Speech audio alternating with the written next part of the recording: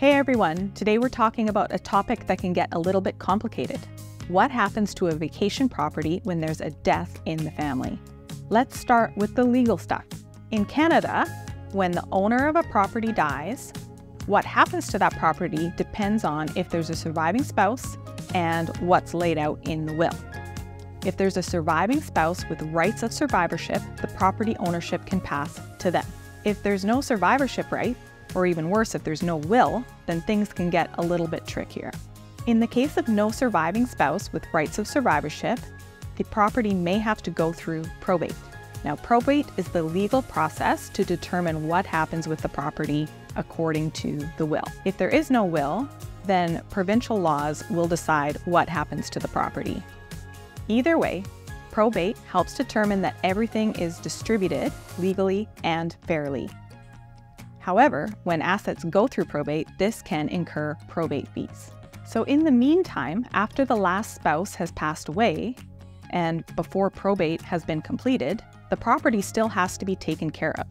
Things like mowing the lawn, paying property taxes, utility fees, and dealing with general upkeep of the property. These responsibilities usually fall to the person in charge of the estate or the executor, as named in the will, sometimes with some legal help. There are also tax issues to consider. When the owner dies and there's no surviving spouse, there may be capital gains taxes to pay. If the property was ever rented out, there might be taxes on that income as well. A tax professional can help you navigate this at the time, but good planning in advance can help you be ready for that tax bill so the property may not have to be sold to cover it. Vacation properties can be really special to families, with lots of good times and good memories. So when you're making decisions about that property, things can often get emotional. Talking things out clearly with everyone involved can help avoid misunderstandings and hurt feelings. Sometimes involving a mediator or a lawyer can help make sure that everyone is heard and that the deceased wishes are honored. This whole process can be complicated, so involving professionals is a good idea. Estate lawyers, financial advisors, tax experts. They can help you with things like writing a will, navigating probate and taxes, and helping you decide what to do with the property.